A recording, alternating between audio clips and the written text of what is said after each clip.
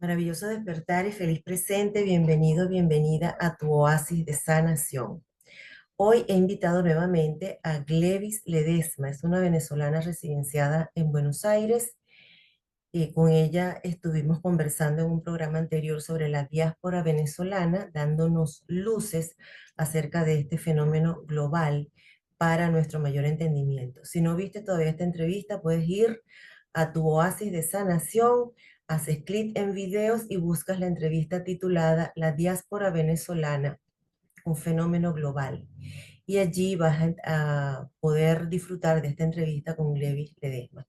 Hoy la hemos invitado para que nos comparta su historia en ese espacio que he denominado para la gente rota, con la esperanza de que te sirva a ti de inspiración, de motivación, de entusiasmo para transformar tu vida. Así que le damos la bienvenida a Glevis Ledesma. Buenas tardes, amiga. Buenas tardes, amiga. ¿Cómo estás? Bueno, Abrazos. muy bien, abrazo. Bienvenida a este espacio para la gente rota que, bueno, como siempre digo, es un espacio para gente que tiene muchos dolores guardados. Este es el espacio y esta es la oportunidad para sacarlos, porque nosotros hemos venido a aprender de libertad, de felicidad, a disfrutar la dicha, no a guardar esos dolores y pasarnos la vida sufriendo.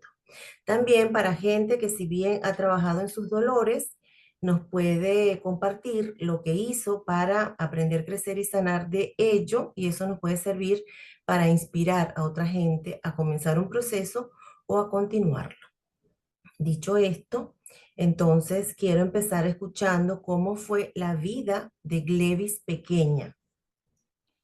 Bueno, muchas gracias, Minori. La verdad es que esto es un regalo, un espacio como el oasis de sanación, que es el espacio tuyo que te representa desde esa bondad del ser humano de dar estos espacios para eso. Porque la verdad son, voy a hablar por mí, pero me parece que también es en promedio, es difícil para el ser humano ejercitar eso, ejercitar esos espacios. eh, ya es fuerte y difícil ejercitar un espacio del estar, del darte cuenta, de traerla a la conciencia de tus propias acciones, de tu contexto.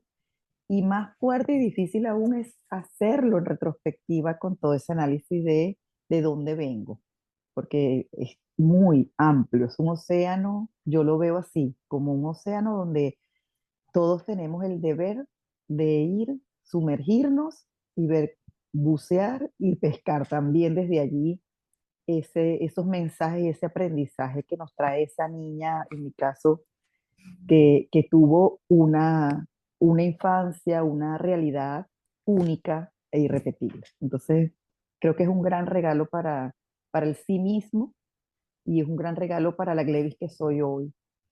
Es un ejercicio que poco hago, perdón que estoy un poco con gripe. Es un espacio que voy a decir la verdad, hago muy poco, sin embargo sí lo he hecho. De hecho yo estudié psicología 2 años en esa búsqueda de mi persona, de mi identidad. No la culminé, sin embargo, posteriormente a eso siempre busqué la forma de conectar. Desde la universidad, hace 40 años estuve en la Universidad Católica Andrés Bello, estudiando psicología y a la par nos daban terapias individuales y grupales y de sensibilización para el control emocional. Se llamaba en ese entonces control emocional, que ahora se llama gestión emocional.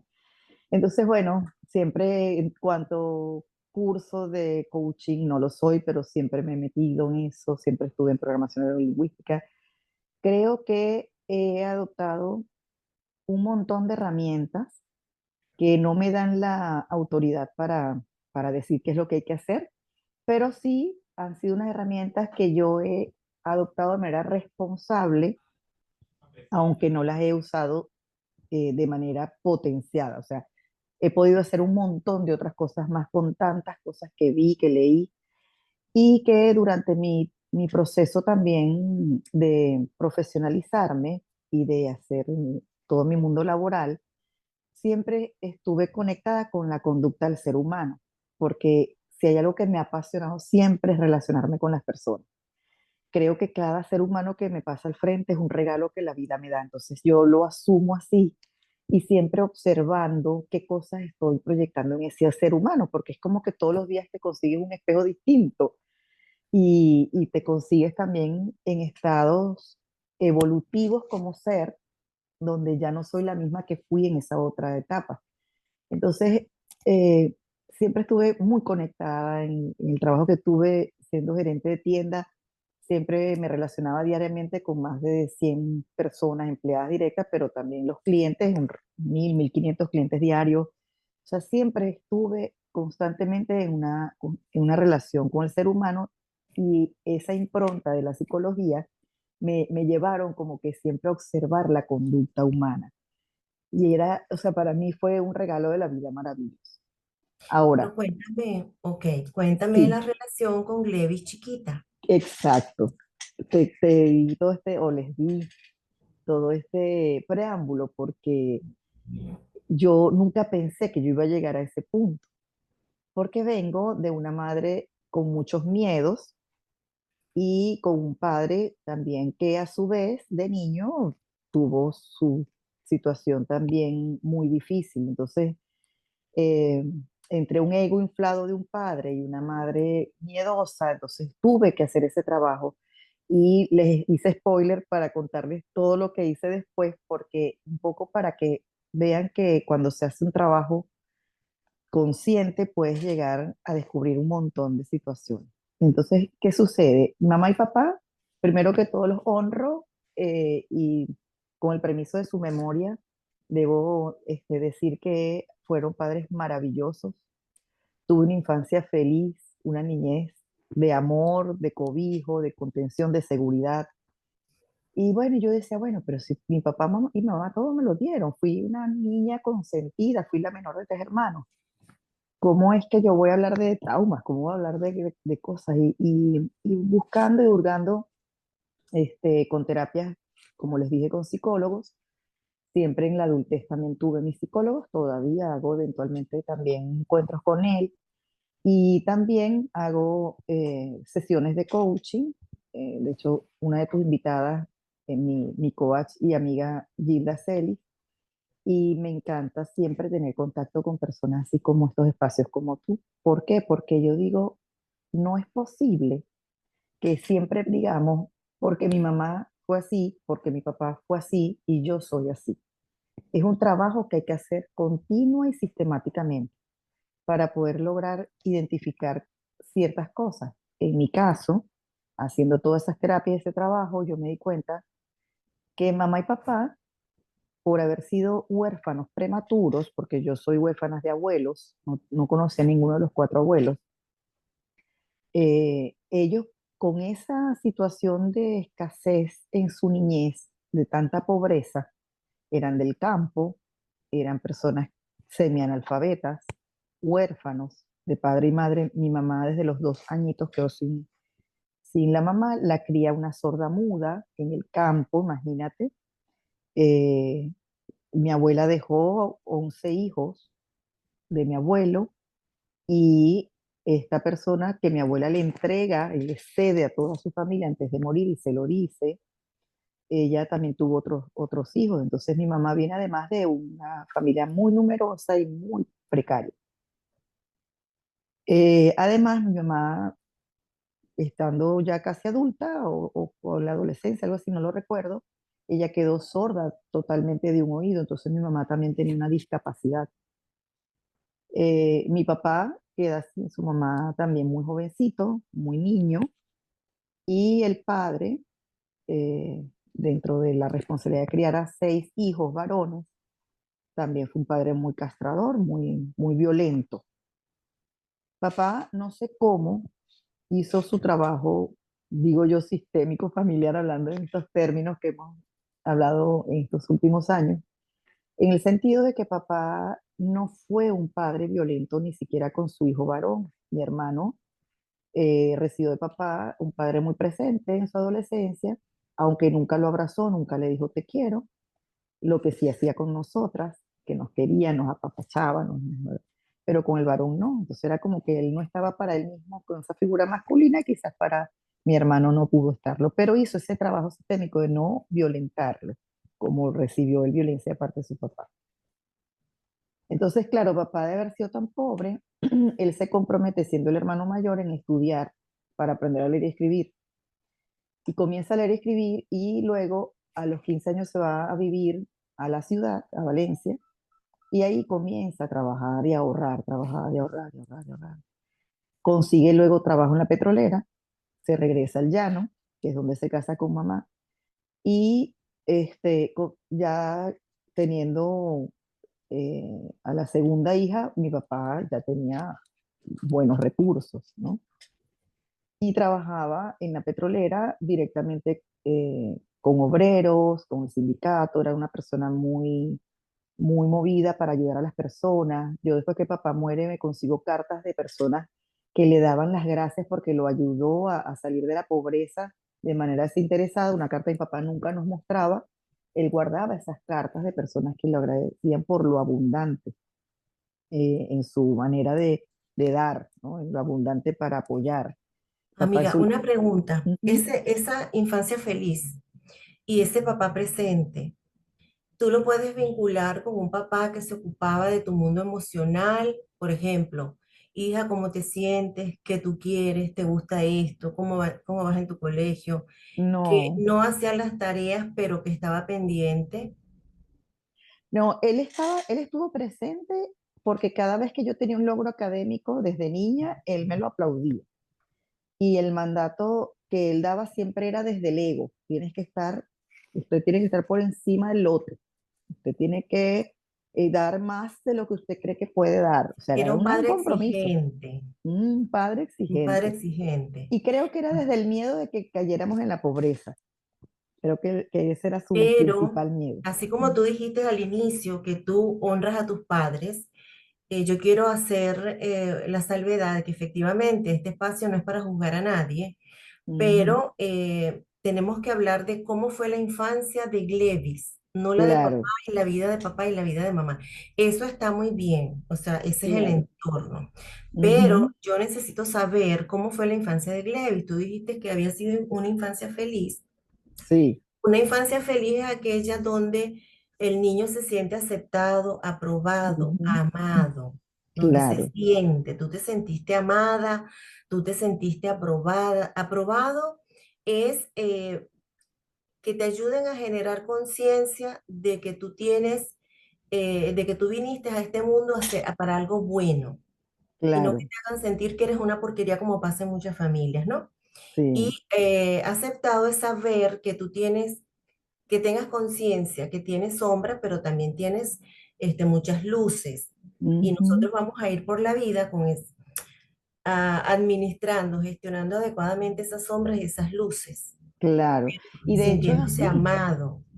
Sí, y fíjate porque hice todo ese preámbulo de decirte que siempre me sentí tan amada, ¿verdad? El tema es cuando llegan las grietas, cuando tú te das cuenta que ese héroe tiene sus grietas y y con el permiso de mis hermanos también, tengo que descontarlo, porque también da el puntapié para lo demás. Teniendo 6 años, yo vi a la mujer de servicio de mi casa, que siempre hubo alguien que ayudaba a mamá, siempre ella me amenazaba de que se iba a llevar a mi papá. Entonces ahí entra una persona perpetradora, a una niña, donde empieza a meterle miedo, tu papá me ama a mí, no a tu mamá. Yo, si tú le dices algo, yo me lo voy a llevar y no lo vas a ver más. Y yo le decía que era mentira y me decía, hazte la dormida, que cuando tu papá llegue te vas a dar cuenta. Y en efecto, mi papá llega, se asoma, me ve, me dice la dormida y mira que lo recuerdo como que fue ayer. Y él entra y abraza a la mujer del servicio y le da un beso. En ese momento, la niña siente que se le cae su héroe, su patrón o sea, de la completud. Y bueno, y le dije a mi mamá, le conté a mi mamá, Pero eso que tú viste, eso se llama traición, se vive como una como una traición. traición. Y posteriormente marca la perdón, la relación de pareja, porque entonces la pareja, desde la inconsciencia, trasladas en la pareja la figura del padre. Y entonces, fíjate que digo desde la inconsciencia y no desde el subconsciente, porque el subconsciente es algo que no puedo, no es mi competencia, pero sí desde la inconsciencia. Me di cuenta, pero después de muchos problemas, de 12 años de matrimonio, que todas las situaciones críticas que yo estaba viviendo tenían mucho que ver con repetir patrones o con el miedo de que se repitiera el patrón. Era como un fantasma que me acechaba. Ni si- Quiero Ujú. interrumpirte aquí otra vez para puntualizar lo Sí. siguiente. Yo no estoy tan convencida de repetir, de revisar tan atrás, ¿ok? Ujú, ujú, Yo soy una convencida que si nosotros no sanamos las heridas de la infancia, en todas las relaciones que nosotros tengamos en nuestra vida adulta, esas heridas van a aparecer. Cada vez que tú experimentes en una relación de lo que sea, esa sensación de traición, va a saltar esa herida. Entonces nosotros si no sanamos, vamos por la vida, algunos dicen repitiendo, ¿no? Yo digo, ujú. vamos por la vida reaccionando como habría reaccionado ese niñito o como reaccionó en ese Exacto, momento, porque esa fue, tal es la cual. primera herida de la que tienes conciencia. Exactamente. Y buena la acotación porque sí, tal cual. Me relacionaba desde repetir eso. O sea, mi psicólogo me decía, es que te estás trayendo ese bacalao todo el tiempo, cargas ese bacalao aquí todo el tiempo. Claro, una herida no sanada. Exacto, entonces eso me di cuenta después, hice varios talleres con mi esposo, de vuelo a la cima se llamaba. eh, Fue hermosísimo, la verdad, fue un trabajo terapéutico en equipo con otras parejas. Duró 3 meses en diferentes encuentros, en diferentes lugares. Uno de los lugares fue en la selva de Caicara del Orinoco, imagínate tú, viendo las estrellas, conectándonos con la naturaleza, con la creación. Bueno, fue hermosísimo, la verdad. Eh, y, y allí me acuerdo, Minoris, que es increíble, cómo en la terapia del perdón yo no la pude asimilar. O sea, yo hice esa terapia 3 veces. Y en esa terapia del perdón yo no quería perdonar, no quise, no lo trabajé. O sea, hice la gestión, mas no lo logré. Pero ya ahora a estas alturas sí, perdona. Claro. Y Ah, entendí que no fue que perdoné, sino que comprendí.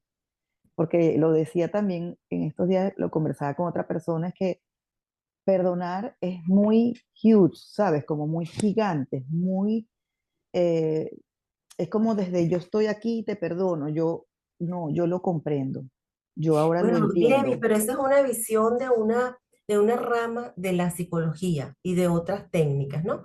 Pero yo Ujú. veo el perdón como esa comprensión Sí, y liberación. O sea, cuando uno liberación, perdona, la wow, liberación es para uno mismo. tal Entonces cual. dejamos de querer vengarnos, que eso es lo que nos Ujú. mantiene atados, y soltamos. Cuando Sí, perdonamos, no es que perdonamos a papá o a mamá, ese es el referente, pero el perdón es para ujú. nosotros mismos. Ay, sí, me encanta Soltamos esa eso. mochila y entonces Sí, comenzamos a vivir libres, como yo decía al principio. sí, me encanta eso y me lo quedo, gracias, Minori, es liberador, eso, es liberador, esa mochila me la quité de encima. Pero para que tú veas que no te sé decir en qué momento sucedió ese perdón, como se dice, ¿no? O esa liberación. Porque es un proceso, o Fue sea, un no es un proceso, decreto, es un proceso. Nosotros vamos haciendo tal nuestro cual. trabajo, eh, todo lo que nos corresponde. Y Sí, cuando estemos listos y hayamos hecho nuestra parte, ocurre el milagro. sí, Pero no, o sea, y después lo saboreamos, pero no tal es cual. un ya perdoné. No, Ajá, es una serenidad que comienza a inundar tu corazón y una tranquilidad en tu sí. mente. Y Te es como llena un la viaje. paz y entonces saboreas la libertad. Ay, me encanta. Sí, y haces ese viaje así en paz, ¿verdad? Sí, Y en sí. libertad, tal cual. Qué bonito que, uy, me Estamos dio en los como, 6 años. me dio. Sí, Qué imagínate. más pasó Y después ya de llevo los casi a los 60, podrás imaginar. 6?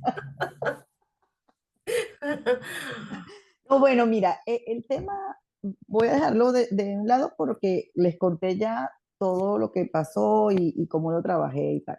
Sí, no, es El que al otro final tema de la vamos a volver madre, sobre eso para que nos digas más sobre todo claro, el trabajo que claro, hiciste, porque, porque eso que te pasó, como dicen en Venezuela, no es nenerina. Genera un dolor muy profundo sí, que esconde una gran ira. Y tal nosotros vamos cual. así por la vida, Y es tanto que yo reaccionando. recuerdo, reaccionando, yo me acuerdo que cuando mi mamá fue a llevar a la chica al campo, a su casa, que fue a entregarla porque yo le dije, le conté. Yo me acuerdo clarísimo, yo me asomé a una ventanita en aquella casa tan humildita para escuchar la discusión que yo esperaba que mi mamá tuviera con esa señora, con la mamá. Y no, mi mamá tan amorosa, cuídela mucho, mija, no haga eso, esas cosas. Y yo bravísima con mi mamá. Tenía ira, eso que tú dices, o sea, yo Pero ahí sentía tenías ira. cuántos años, a los 6 6, años. claro, enseguida. Entonces, pero fíjate que una niña de 6 años, desde mi rabia, yo decía, pero mi mamá no armó un lío, decía, desde mi ignorancia y desde la niñez, ¿no? Pero sí, efectivamente, eso son cosas que hay que seguirlas trabajando, ¿no? Bueno, con el tema de la madre, que es el otro punto, el otro 50%. Con mi mamá ha sido una situación increíble porque ella como quedó huérfana tan bebé, mi mamá fue muy enfermiza.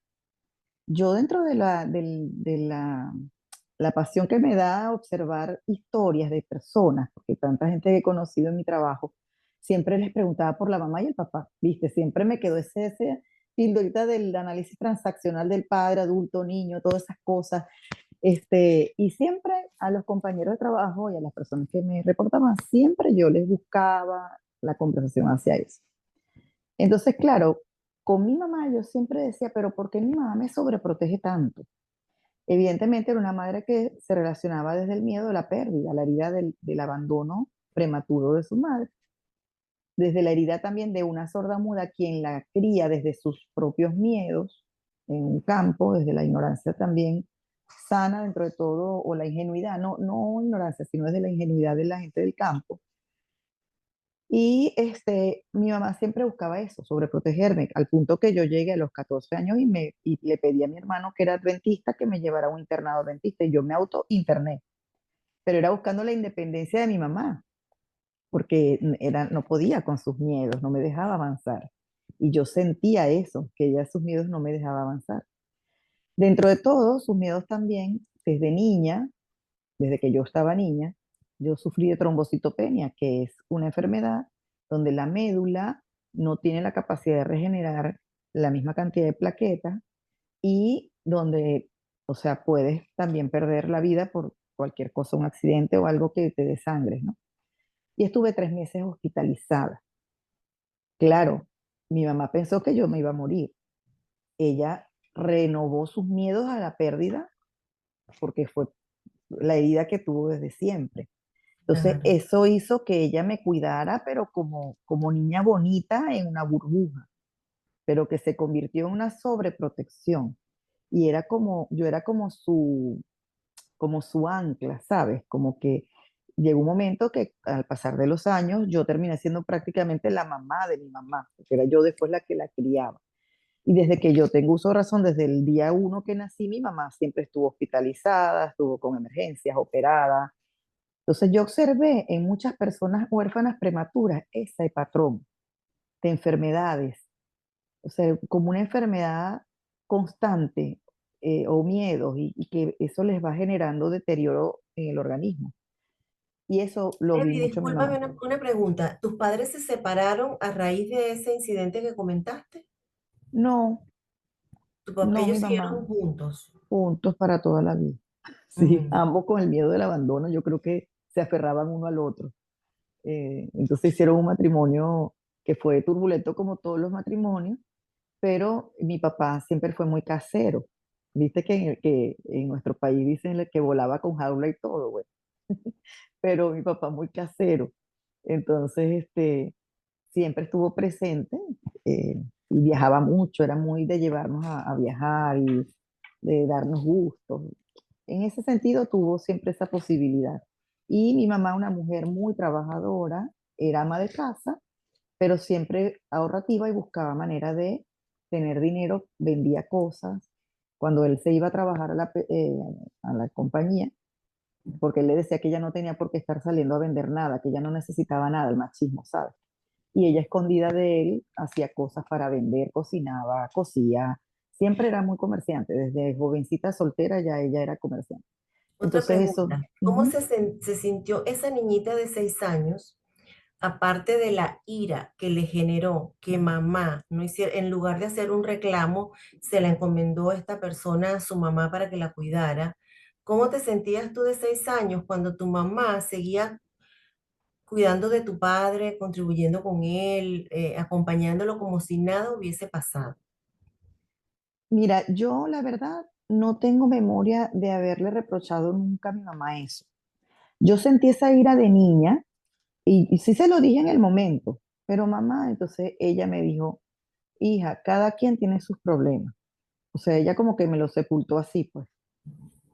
Pero fíjate que dije la palabra sepultó eso así, pero lo que repito, quedó en el inconsciente ese tema como que no sanó, no concluyó, no pasó nada de eso. O sea, no hubo No, no es que esa era hubo, responsabilidad tuya, no de mamá. ¿ves? Exactamente. Y por eso luego me logré hacerme cargo en medio de tanta turbulencia que me generó la inconsciencia de no haberlo trabajado, ¿viste? Y tú no sientes aparte de esa absorbencia que tenía mamá en relación contigo, huiste a ese internado donde tú dices que te internaste, también huyendo de la situación que estabas experimentando en tu casa, porque esa rabia continuó contigo hasta que la trabajaste bueno, en todo lo que has hecho. Pero desde los 6 hasta que te liberaste de esa rabia, que como dije al inicio, viene este, incrustada en el dolor, muy escondida, pero es una Ujú. gran ira. Entonces, Sí. ¿no sientes que te fuiste también huyendo por la situación que observabas en la relación de tus padres, Puede sobre todo ser, de mamá? sí, puede ser. De hecho, gracias por esa mirada, porque no la había visto nunca, fíjate. Ni siquiera mi psicólogo me daba esas luces que tú me estás dando, para que tú veas qué profundo cuando yo les hablaba del océano, donde uno tiene que sumergirse, ¿viste? Gracias por esa mirada, me la voy a quedar responsablemente trabajándola y evaluándola. Y te puedo decir, desde así como que lo primero que se me viene, es que sí, era una época en la que mi papá le gritaba mucho a mi mamá. Claro, mi mamá era sorda, prácticamente más de la mitad de su capacidad auditiva la tenía perdida. Mi mamá era muy enfermiza. Me imagino que papá desde su frustración, sus rabias, lo que sea, se desesperaba, le gritaba por todo. Mi mamá era muy dispersa. Creemos, hoy día con tanto todo este tema de TDAH, creemos, y lo que mi hija es psicóloga, no ejerce, pero estudió psicología, es graduada de psicóloga, eh, me, me dice, mamá, es probable que mi abuela era TDAH. Entonces, claro, mi papá era como que era tan estructurado, que por ahí viene mi manera de ser tan estructurada, y mi mamá era muy dispersa. Y mi mamá, aparte de dispersa, ella era una persona muy ingenua. Mi mamá nunca yo la escuché hablar mal de nadie, o sea, de una criticar a una vecina, nunca, o sea, nunca. Es más, cuando ella escuchaba que papá se quejaba de alguien, no, eso es malo, no haga eso. Entonces yo siempre vi a mi mamá como en esa condición de menos y él, esa persona que, irascible. Entonces, tienes razón, yo creo que parte de mi decisión tuvo que ver buscando mi independencia, por un lado, y queriendo no estar viendo cómo él le hablaba y la trataba de esa manera. Eso sí, yo nunca vi violencia física, pero sí violencia verbal, sin Pero ¿para hablar qué del queremos la bendito bullying. física? Ah, bueno, imagínate si ya con la verbal el golpe tan duro, Sí, ¿no? lastima Y, mucho. y el tema del bullying bendito de esa generación, entonces le hacía mucho bullying a mi mamá era obesa, mi mamá era obesa, obesa. Y con los años el tema de la misma situación que ella tenía del organismo tan debilitado, fue por el hipotiroidismo, una enfermedad autoinmune, que la degeneró los huesos y todo lo demás. Mamá tuvo 9 operaciones, tema de los riñones, un montón para trabajar ahí. Pero volviendo al punto, algo que te quiero aportar también a partir de lo que tú me estás regalando, de esa mirada, eh, tú sabes que yo trabajé el tema de mi situación alimenticia. Yo he tenido desorden alimenticio. Dentro de todo, el miedo de no caer en lo de mi mamá con la obesidad, pero bueno, caí en lo de la hipotiroidismo por otras razones. Pero en fin, la razón siempre converge en la falta del autocuidado, del autoamor. Tengo la psicóloga de aquí de Argentina, Virginia Gawel, hice un año completo de seminarios con ella y una de las cosas que ella nos enseñó es que tú estimas a cualquiera, pero no amas a todo el mundo. Entonces, ¿por qué dices autoestima y no autoamor? Entonces, el autoamor faltó en ese sentido de mi mamá con su propia relación, con la relación con ella misma, y también me faltó a mí. Entonces, repetí esa historia del hipotiroidismo, pero yo no quería repetir de la obesidad. ¿Qué pasa? Que hablando con mi terapeuta y hablando también en el medio de mis sesiones de sistémica familiar y coaching ontológico, eh, me pidieron que hiciera una tarea de averiguar toda la relación que tuvo mi mamá en su contexto mientras me gestaba. Creo que se llama Proyecto Sentido, no sé. No manejo mucho los términos, me perdonas, tú que eres experta en eso, pero creo que es Proyecto Sentido de la gestación. Es lo que he escuchado de ustedes, las sabias en ese mundo. Entonces, fíjate, resulta, Minori, que hablando con mis hermanos, que mi hermano mayor me lleva 12 años y la siguiente me lleva 9, 8, 9, me dicen que cuando mi mamá me estaba gestando, la abuelita sorda-muda estaba muy mal de salud. Ella vivía en el campo. Mi mamá constantemente iba al campo, la buscaba, se la llevaba a la casa, la atendía, la cobijaba y tal, y luego venía el marido, que no era mi abuelo, ya había fallecido, el marido nuevo, iba a la casa y se la volvía a llevar y la ponía a trabajar. Mi mamá sufría mucho por esa situación y lloraba, lloraba. Cuando estaba dándome a luz, estaba muriendo la abuelita sorda-muda y mi mamá no pudo estar y lloró mucho. Mi mamá me amamantó a mí en medio del duelo crudo de renovar el duelo del abandono de su madre biológica y renovar el duelo de su madre quien la cría desde los 2 años. Y así me estuvo amamantando. ¿Te acuerdas que dicen que cuando amamantas y tienes alguna emoción muy fuerte se amarga la leche? Dicen. Bueno, mi mamá siempre me crió contándole a todo el mundo que yo no pude, ella no me pudo amamantar porque yo apenas tomaba y me daba como asco. Ella lo relataba como que a mí me daba asco, yo la rechacé y me tenía que dar con algodón la leche. Entonces, te digo que esto lo descubrí hace un año. ¿Puedes creer? Mi desorden alimenticio mucho tiene que ver con ese momento de mi primera impronta del alimento fue una leche amarga por el sufrimiento, el dolor y todo lo que ella traería en sus recuerdos Eso y te sus iba a dolores. decir, que seguramente la leche no sabía a amargura, pero era la Ujú. emoción que ella estaba Me la estaba experimentando. transmitiendo, Sí, claro, claro, tal porque cual. nadie recuerda, ¿no? Cuando estuvo en la panza lo que pasaba, pero yo sí de lo que he Sí. estudiado he aprendido que cuando los bebés están en la panza, saben todo lo que pasa a su alrededor, porque ellos están Ujú. escuchando, ellos están asimilando, ellos están sintiendo. Entonces, saben quién es el borracho de la familia, quién es la tía mala, saben Sí, todo cuando señor. todo eso lo traen. Claro, es como la conciencia colectiva, ¿no? Que le llaman en el sistema familiar. Amiga, tú hablas mucho de tu estructura y yo quiero hacerte una confesión. Yo Ujú, era tan estructurada como tú, pero tan o quizás más, ¿no? Bueno, ujú. yo estudié abogacía en la Universidad Católica Andrés Bello. Ah, bueno. Ah, qué Sí, lindo. entonces, bueno, hablamos de estructura, Wow, pues. sí.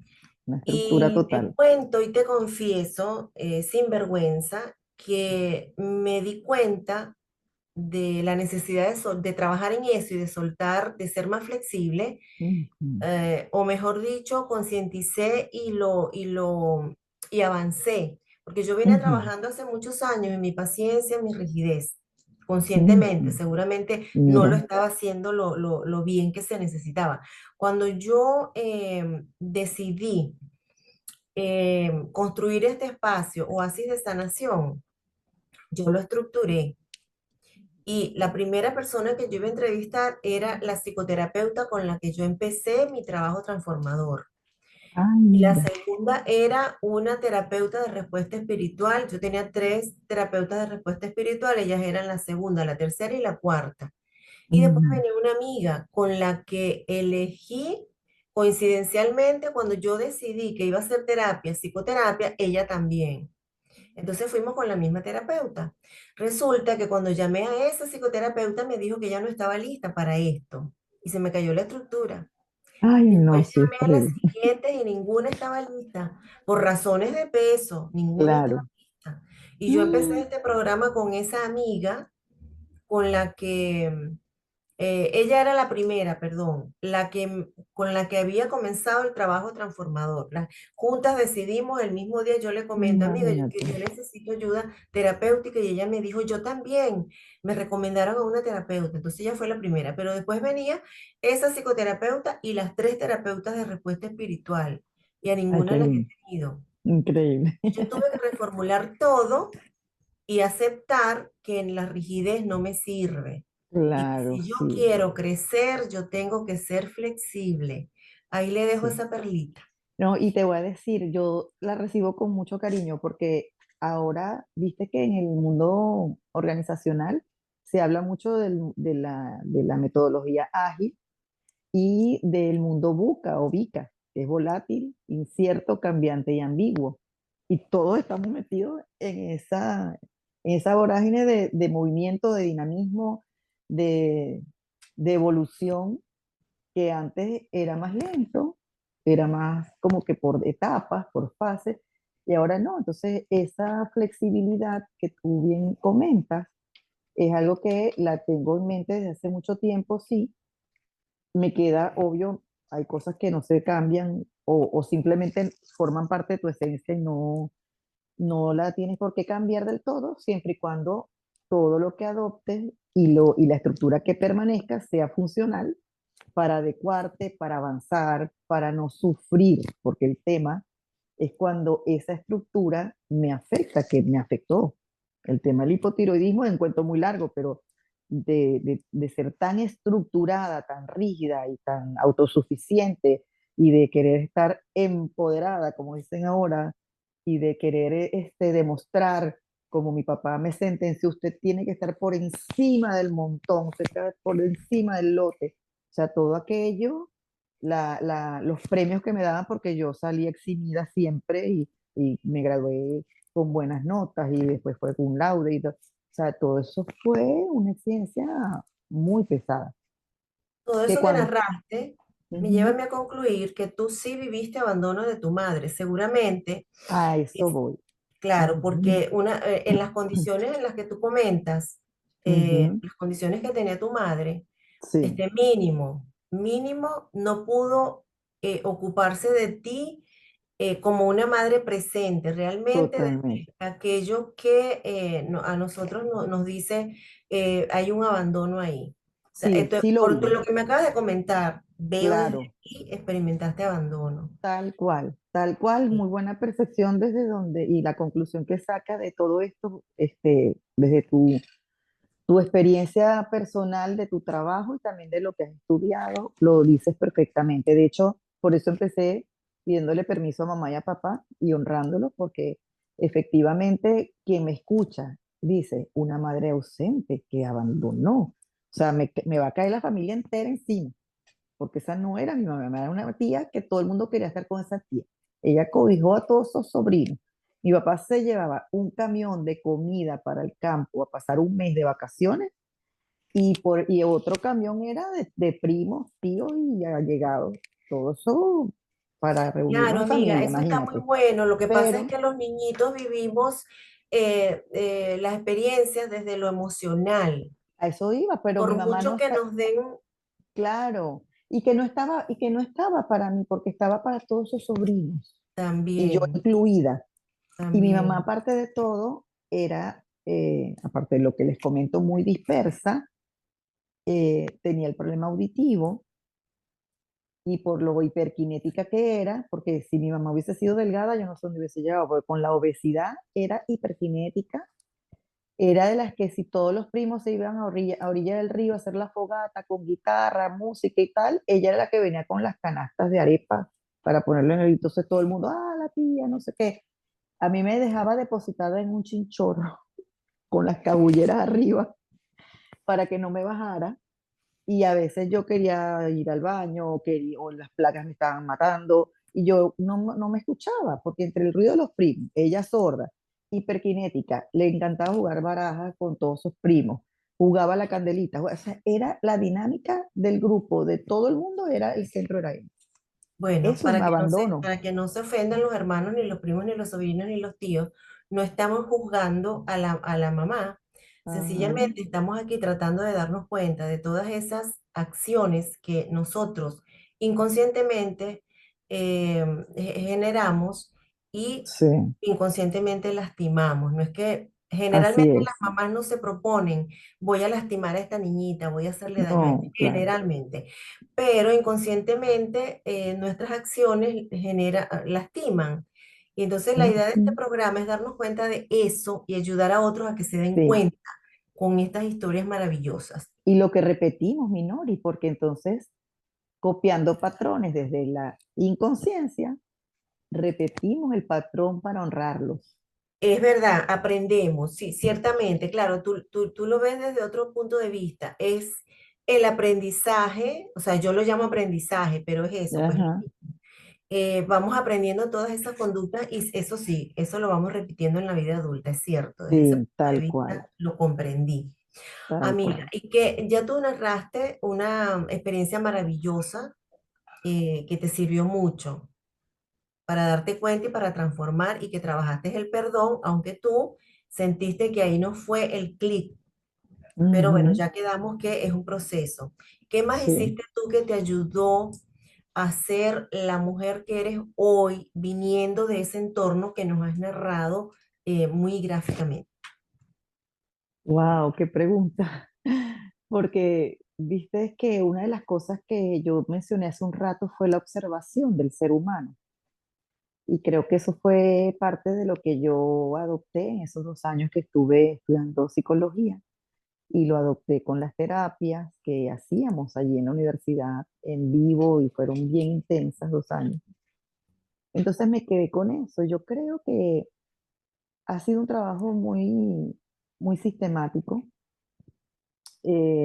muy de reflexionar, muy de aceptación también de lo que es la circunstancia de cada cosa que me ha ido pasando. Creo que he tomado lo bueno de esa parte de la exigencia de mi padre de mantener esos niveles, esos estándares, me ha ayudado también como que a afianzar mi seguridad en las cosas que yo me propongo para hacer. Eh, a veces me aborda ese saboteador interno que todos tenemos, la loca de la casa, como le dicen, que nos sabotea, pero creo que también es el saboteo mismo de esa figura de la madre que tenía también como que ese autoamor un poco desgastado por su propia vida, ¿no? Entonces, yo pienso que si una de las cosas que agradezco de mí misma, de esa Glevis de antes, ha sido el hecho de tener la confianza en que yo sí puedo. Eso a mí me ha ayudado también desde la observación. He tenido la dicha y la suerte de conseguirme muchas personas maravillosas en mi camino, muchas personas maravillosas, de verdad que creo que cuando te enfocas a buscar las luces de los demás, te consigues cosas magníficas. Eh, el ser humano, obviamente tenemos, como tú bien dijiste hace un rato, luces y sombras, pero donde pones el foco, también pones allí, puedes potenciar la relación. Obviamente hay sus unos que otros, ¿no? Pero en líneas generales, donde enfocas, hacia allá te lleva la intención. Entonces creo que el foco generalmente lo he puesto en esas luces de las personas. También aprendí porque viste que siempre seguía haciendo seminarios, cursos, talleres, a mí me encanta. Y aquí yo pude, gracias a Dios, tuve la posibilidad de pagarme un año sabático cuando llegué aquí a Argentina, con el Centro Transpersonal de Buenos Aires, con Virginia Gawel. Y una de las cosas que también aprendí es, obviamente, conseguir en el otro esa posibilidad de cambiar a una vida como la que tú te quieras diseñar, que somos seres de evolución, que esa, por ejemplo, esa Glevis que fue madre a los 20 años, que crió una bebé y a los 6 meses sale embarazada del segundo y tuvo que criar a esos dos niños casi como mellizos, con una diferencia muy estrecha en tiempo, no es la misma madre que crió a la tercera hija, por ejemplo. Y así para cada fase de mí misma. O sea, esa niña ya no está, quedan las heridas, quedan las grietas, pero también quedan las luces. Entonces, ¿dónde voy a poner mi foco? En esa grieta que ya responsablemente tuve que haber trabajado, o en las luces. Viste que Rumi, yo dentro de lo poco que he leído, algo que me quedó en mi mente grabado, dice que la única manera o dijo, que la única manera de sacar la sombra en una habitación es metiendo la luz. Entonces, me he enfocado en tener como base de mi propia vida buscar las luces en las demás personas. Y mira que no soy de tener tantas amigas y amigos, pero los que tengo los conservo y los atesoro como algo que fue una conquista, como algo que fue un regalo que me dio la vida de conseguirme esas personas con quienes he resonado. Yo creo que esas cosas me han ayudado bastante, las personas Mira, con las que he eso que estado dices es relacionada. hermoso y lo quiero resaltar. Cuando uno comienza a buscar las luces en el otro, ya tiene todo el camino hecho. Bueno, no tanto Llegar a como ese he hecho, porque nivel, pero miren, llegar a ese nivel de solo mirar en el otro la bondad, las buenas acciones, no prestarle atención a sus quejas, a sus críticas, a sus lamentos, eso sí. es un gran camino andado.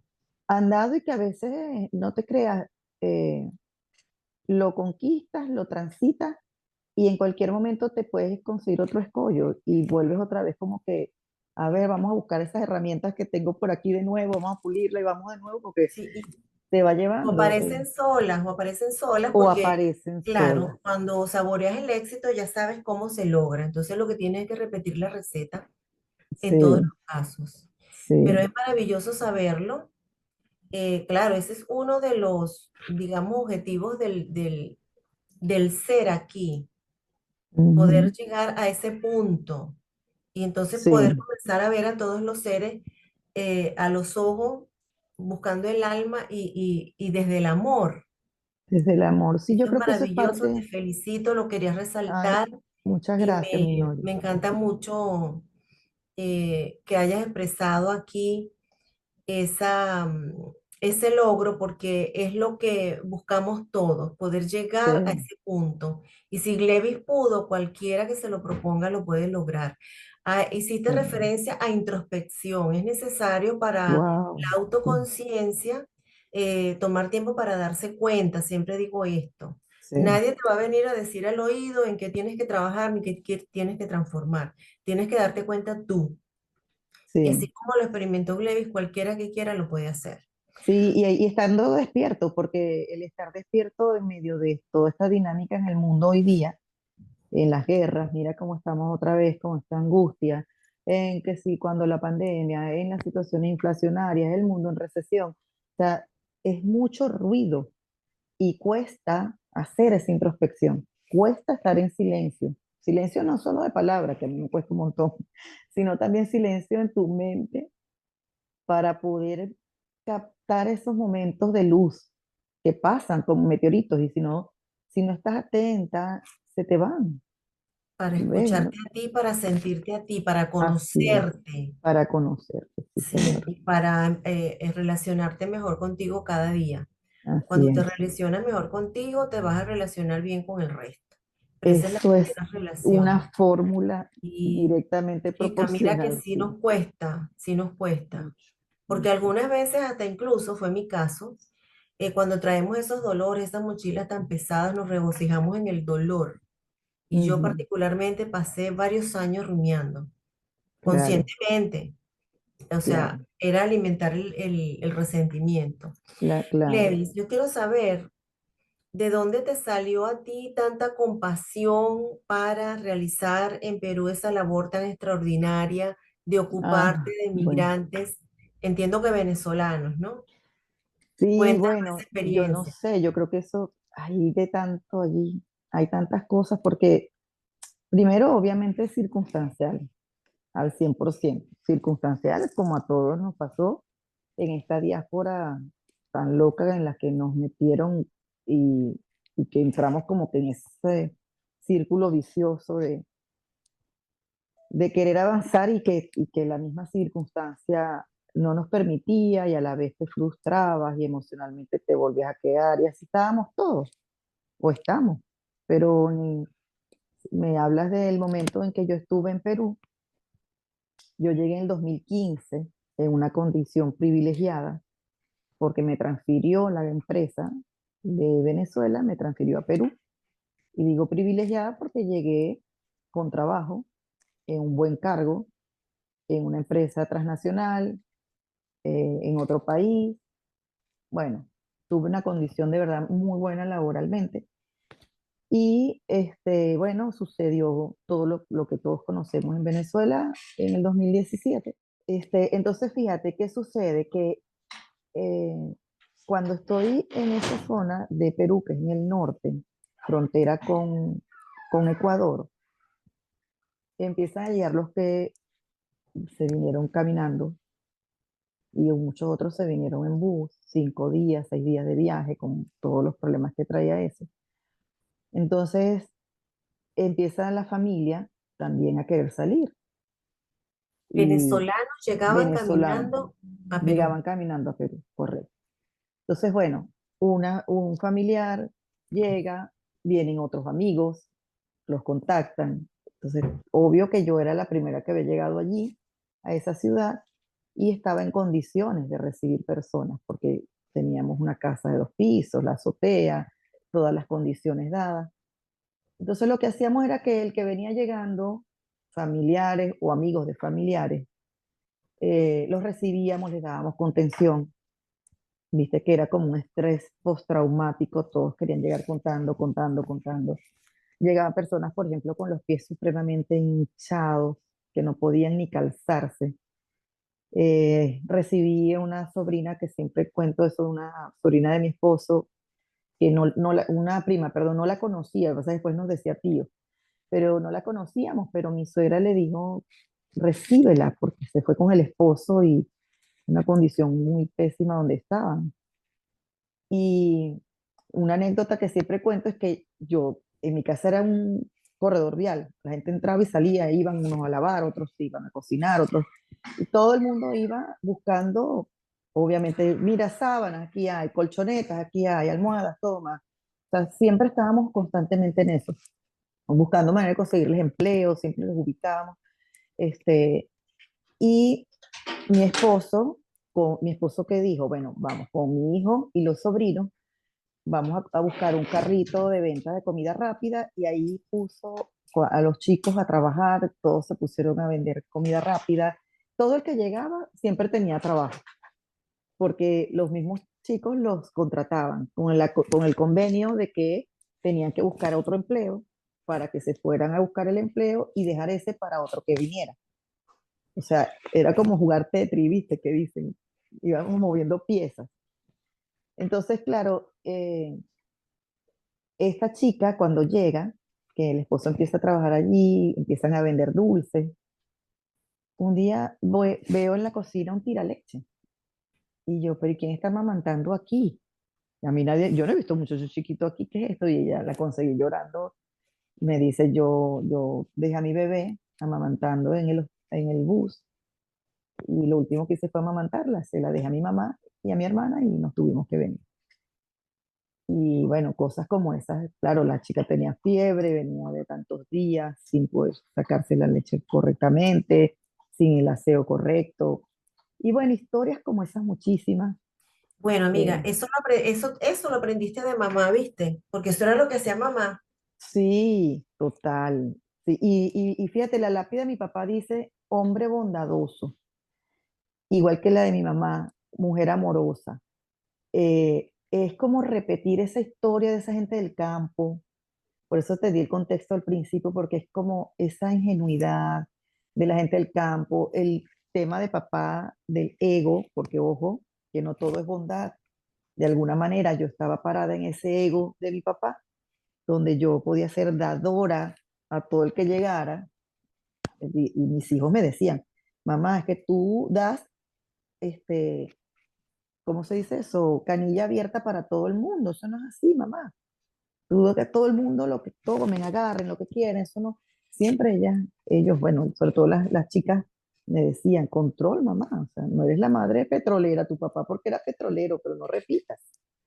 Pero fíjate, cómo desde la inconsciencia uno repite, cosa que yo agradezco porque independientemente de lo que sea, hoy día tú ves, por ejemplo, esa prima que está viviendo hoy día aquí en Argentina, son los dos egresados de la petrolera, egresados de ingeniería en petróleo, tienen sus buenos trabajos, están felices, yo veo las fotos de ellos dos con la niña grande, haciendo familia, con su otra hermana allá, y los veo felices, abundantes, y para mí eso es un regalo. El otro chico que llegó también sin nada, que le tuvimos que pagar el uniforme y todo para que pudiera conseguir el empleo que él llegó primero haciendo panes, vendiendo chicha morada, después logramos que se fuera a Lima, le compramos el pasaje, o sea, todo, le dimos un préstamo, todo, y hoy día es gerente de recursos humanos de una cadena de supermercados conocidísima en Perú.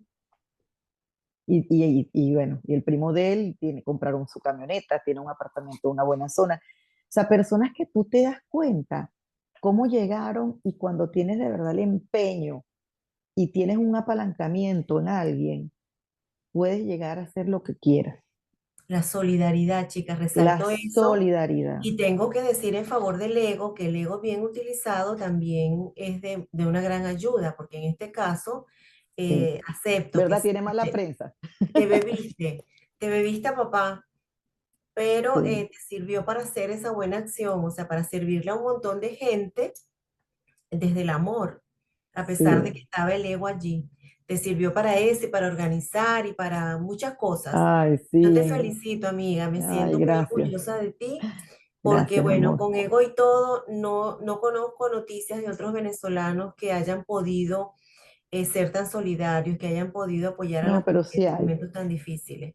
Sí, Bueno, a sí mí hay me un gustaría montón. entrevistar más porque no conozco y se dice entre nosotros que los venezolanos en el exterior no son lo suficientemente solidarios como lo fuimos entre nosotros en Venezuela, entre nosotros y con otros, porque fuimos solidarios con todo extranjero que llegaba a Venezuela, que incluso entre nosotros nos reclamábamos que a los extranjeros le poníamos alfombras rojas, se decía.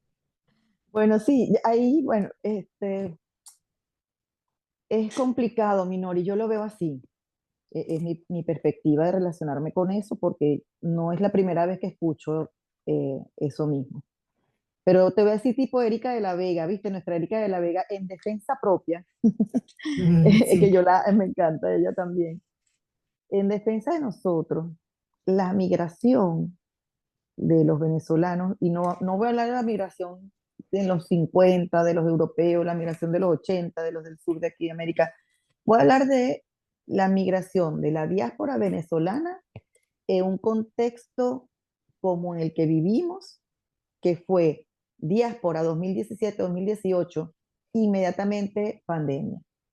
O sea, esos contextos, desde el dolor de ser expulsado básicamente por la situación, de la incertidumbre de la gran masa de personas que salimos a la vez prácticamente, de la cero preparación para migrar, porque no nos prepararon nadie, y sobre todo en una época distinta a la de los europeos y la de Sudamérica en los 80, es un contexto donde hay un tema de matriz de opinión con los medios de las redes sociales que, o sea, transforma y convierte y hay sesgos por todos lados. O sea, ves el sesgo por donde te metes, hay sesgos. Entonces nos tocó cargar esa mochila, como tú bien dices, pero tropezándonos unos a otros desde el miedo de la escasez, desde el miedo de la incertidumbre, desde el miedo de la ignorancia y de saber, y ni siquiera saber para dónde vamos. De la inseguridad, sí. ¿Cuánto es la inseguridad? ¿Cuántos estudiamos la cultura donde íbamos? ¿Me entiendes? O sea, y la falta de conciencia, no es, yo, por eso te digo, yo, más que falta de solidaridad, lo veo desde la falta de la conciencia y el miedo, que es lo que está haciendo que eventualmente nos relacionemos, porque vamos a hablar, por ejemplo, ahorita aquí de Argentina y con la situación migrante, en todos lados estamos como que acosados, la situación nos acosa, entonces, ¿qué es lo que hace el ser humano para el autocuidado? Se pone como el caracol, me cuido yo, me salvo yo y estamos en una condición en que sálvese quien pueda. Entonces, a veces lo veo desde esa Me perspectiva más que encanta todo. eso, me encanta cómo lo Sí, ves. Y sí, eso bueno, mi me manera de... tranquiliza, me tranquiliza. Te lo Sí, agradezco mucho de verdad. ah, gracias. Amiga, para finalizar, si tú quieres decir algo en relación a todo lo que hemos conversado, algún mensaje para la audiencia que los pueda ayudar en este camino. Bueno, primero que todo, sigan viendo Oasis de Sanación.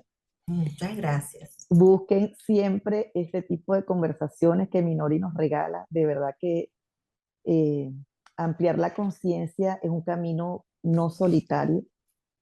Ampliar la conciencia es un camino en colectivo. Yo creo que es muy importante que nos demos estos espacios y que también que nos autorreconozcamos, tanto las luces como las sombras, como tú mencionabas, y también reconocer que también nosotros podemos decir, no sé, no lo veo así, lo veo diferente, pero voy a sumar. Y sabernos también dueños de ese espacio entre lo que me proponen, lo analizo, lo internalizo y después respondo, porque también estamos como que siempre muy llenos de querer tener la razón, tener la verdad, y resulta que la verdad, primero que todo, es relativa y segundo, se la forma cada quien según su propia perspectiva, ¿verdad? Y está bien que sea así. Cada quien tiene su Seguirnos, propia verdad. claro, y seguirnos autoconociendo. El autoliderazgo es una responsabilidad de todos y sobre todo los adultos. Muchas gracias, amiga. Bueno, hagan Te lo que les agradezco. sugiere Levis. Vayan a Oasis de Sanación, suscríbanse, Sí, activen la campanita, denle like y no se pierdan todos los programas porque en cada uno traigo invitados que nos dejan mucho conocimiento de valor y experiencias maravillosas. Gracias, gracias amiga. Cuando quieras volver, a estoy a tu ti. disposición. Ah, igualmente, igualmente y gracias por este gran regalo. Que, A te- ustedes, amigos, hasta una que todo próxima esté bien. oportunidad. Chao.